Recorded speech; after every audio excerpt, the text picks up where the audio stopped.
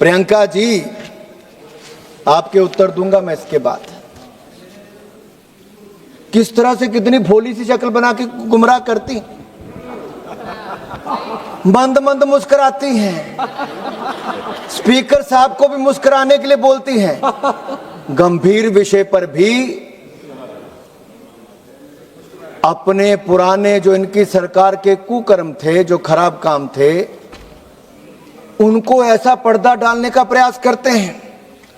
लेकिन सर, मुझे दुख इस बात का है क्योंकि देश के एक बहुत बड़े वैज्ञानिक, एक बहुत बड़े प्रोफेसर, आईआईटी मद्रास के प्रोफेसर वी कामाकोटी जी के बारे में उन्होंने जो टिप्पणी की। कौन है प्रोफेसर वी कामाकोटी जी? हमारे फॉर्मर चेयरमैन है आर्टिफिशियल इंटेलिजेंस टास्क फोर्स के। आरएसएस से होने का कोई गुनाह नहीं, अगर होंगे भी तो उनको गर्व होना चाहिए इस बात का कि आरएसएस के हैं।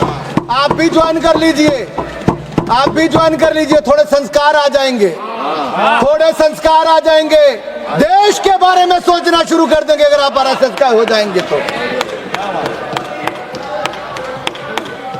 आईआईटी मद्रास की फैकल्टी थे 2001 से 2022 तक, पीएचडी डिग्री उनकी कंप्यूटर साइंस और इंजीनियरिंग में है।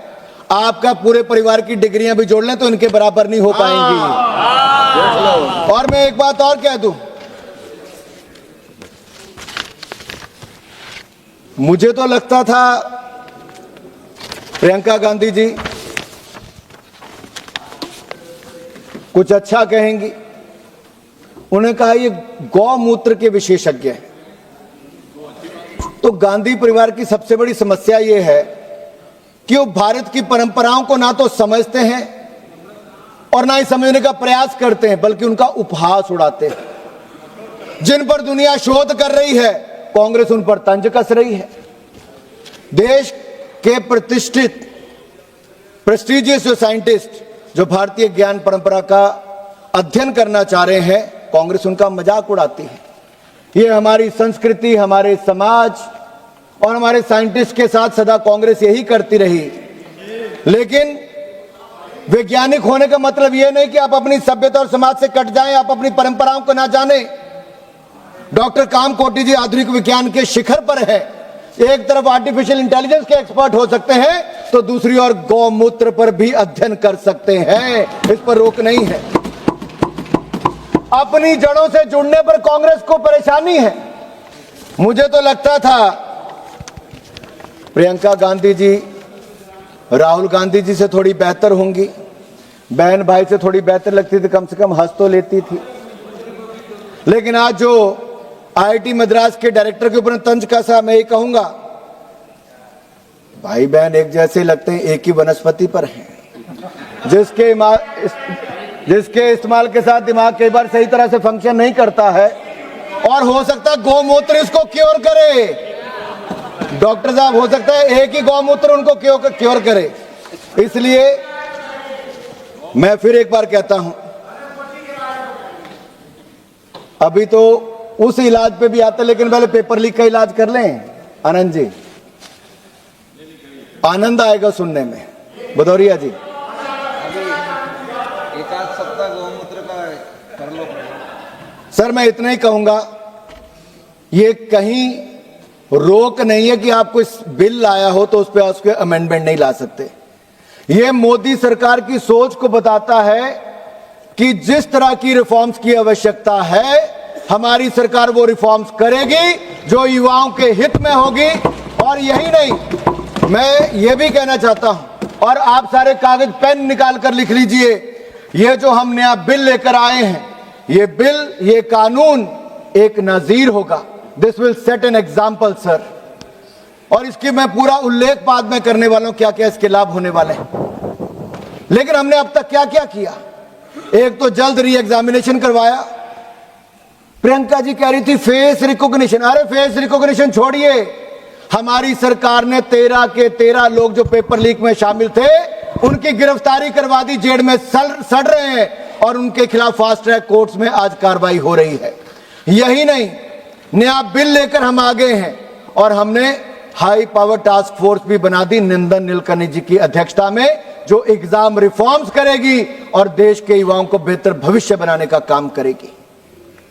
मैं इतना ही कहूंगा, जहां तक कांग्रेस ने भी और प्रदर्शन करने वालों में से भी एक दो लोगों ने बात कही कि प्रदर्शन में कुछ गुंडे आ गए थे, इन्होंने कहा फेस रिकॉग्निशन करनी चाहिए। मैं गृह मंत्री जी से आग्रह करता हूं, जो ऐसे लोग जो गुंडे थे, असामाजिक तत्व थे, जो उस आंदोलन को खराब करना चाहते थे और जो संसद की इस चर्चा में मैं बड़े साफ कह रहा हूं, जो असामाजिक तत्व और गुंडे थे, उनके ऊपर कानून के रूप में कड़ी कार्रवाई होनी ही चाहिए।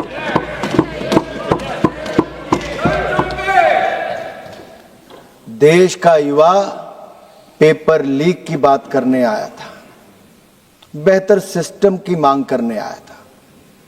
वो पुलिस की गाड़ियां जलाने, पुलिस को पीटने नहीं आया था। देश का युवा नहीं कर सकता। ये मुझे ही समाजवादी पार्टी के कुछ सांसद कह रहे थे, हम गए तो हमें भी उन्होंने भगा दिया कि आप क्यों आए हो। मैंने कहा भाई आपका ट्रैक रिकॉर्ड ही ऐसा था, आपको वहां कौन लेता है। अरे आपके नेता आपके नेता अखिलेश यादव जी पे आऊंगा मैं, ठहरो जरा, बताता हूं क्या बोलते थे वो। उन युवाओं ने भी इनका मजाक उड़ाया। राहुल जी तो हिम्मत नहीं कर पाए उस आंदोलन में जाने की, वो बाहर जाके प्रधानमंत्री निवास के बाहर बैठ गए। लेकिन सबसे बड़ी समस्या देखिए ये हुई, खुद चले गए, समाजवादी पार्टी वालों को और बाकी इंडी गठबंधन वालों को बुलाया ही नहीं कि महफिल अकेले लूटना चाहते थे। ये ट्रस्ट की कमी आपके गठबंधन में है, ना नेता है ना नीति, और नीयत में तो खोट पहले दिन से नजर आता है।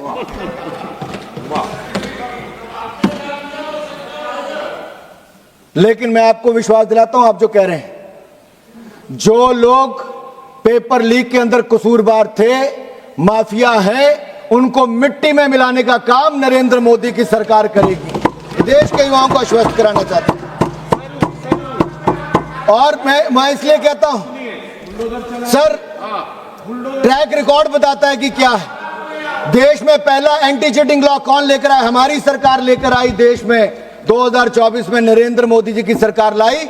आज उसमें संशोधन करने की भी ताकत किसी ने रखी तो नरेंद्र मोदी की सरकार ही कर रही है। राज्यों में भी कल्याण सिंह जी की सरकार थी, राजनाथ सिंह जी हमारे शिक्षा मंत्री थे। उस समय हमने उत्तर प्रदेश में बेहतर शिक्षा लाने के लिए राजनाथ जी ने शानदार काम किया, एंटी चीटिंग लॉ वहां पर हम लाए। लेकिन अखिलेश यादव जी और मुलायम सिंह से जब मैं पूछना चाहता हूं, जब उस समय मुलायम जी थे, क्या भाषण देते थे? अरे भाषण सुनिए अखिलेश यादव जी का, कहते नकल तो हम सब ने की होगी, थोड़ी थोड़ी नकल तो चलती है, थोड़ी थोड़ी सब कर लेंगे तो क्या हो जाएगा, हम सत्ता में आएंगे। अखिलेश जी ने कहा तो सब चीटिंग करने वालों को छोड़ देंगे, वोट डालो सपा को।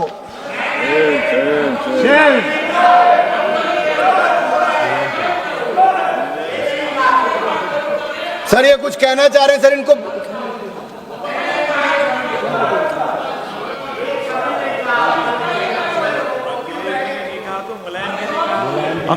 अनुराग ठाकुर जी, अनुराग ठाकुर जी, सर ये बता दे अखिलेश जी ने कहा कि मुलायम जी ने कहा, सर ये बता दे अखिलेश जी ने कहा कि मुलायम जी ने कहा, ईमानदार युवाओं के साथ ये कहते हैं कि बेईमानों को आगे आने दो, चीटिंग करने वालों को आगे आने दो।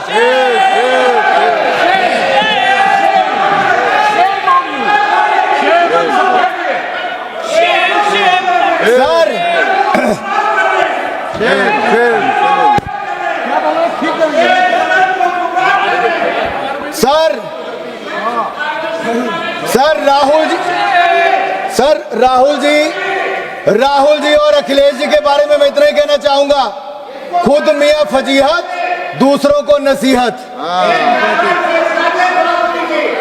और यही नहीं जिन्होंने 50-60 साल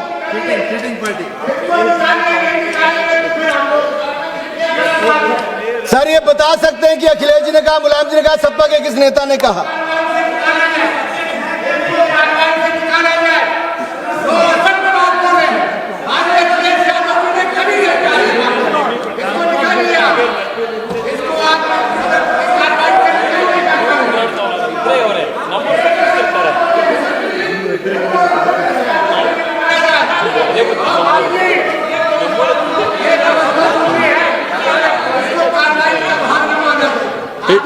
नहीं, इस बात पे हम एग्जामिन करेंगे।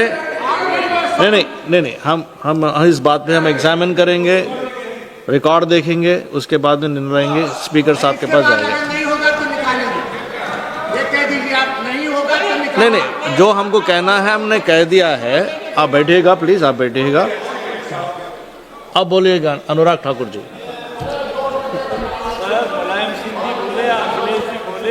अनुराग ठाकुर जी कंटिन्यू प्लीज।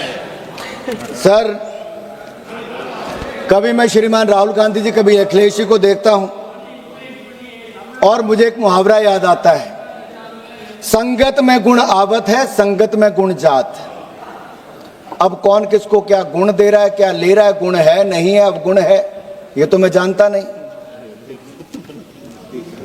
लेकिन रिकॉर्ड जरूर बताऊंगा कि इनके समय कितने कितने लीकेज हुई और क्या क्या हुआ। एंटी कॉपिंग एक्ट को क्या समाजवादी पार्टी ने खत्म किया था कि नहीं किया था? आनंद भदौरिया जी, किया था नहीं किया था? किया था कि नहीं किया था? हाँ, आप बोले किया था, आप बोले किया था, एक मिनट, आप बोले सर किया था, आप बोले। एक मिनट। नहीं, आनंद भदौरिया जी, एक सेकंड। अनुराग ठाकुर जी, माननीय अनुराग ठाकुर जी, नहीं, माननीय अनुराग ठाकुर जी, आप काइंडली एड्रेस द चेयर। जी, काइंडली एड्रेस द चेयर।